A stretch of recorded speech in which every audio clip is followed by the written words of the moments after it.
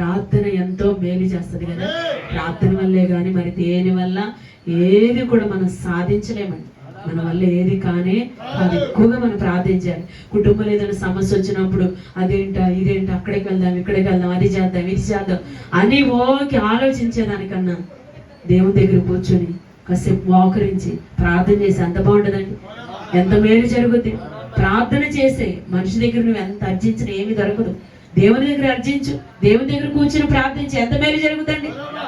Bible గ్రంథంలో షడ్రకు మెషకు అబేద్నెగోలు దేవుని కొరకు నిలబడ్డారు, ప్రార్థన చేయడానికి నిలబడ్డారు, దేవుని ఆరాధించడానికి నిలబడ్డారు. అలా ఆరాధించడం వల్ల వాళ్ళ ప్రార్థన జీవితం ఎంత గొప్ప మేలు చేసిందంటే అగ్ని గుండంలో కూడా ప్రభువారి సింహాసనం దిగొచ్చేసారు. చప్పట్లు కొట్టండి దేవుని నామానికి స్తోత్రం. Thank you. దానియేలు ఎన్నిసార్లు ప్రార్థన చేశాడండి?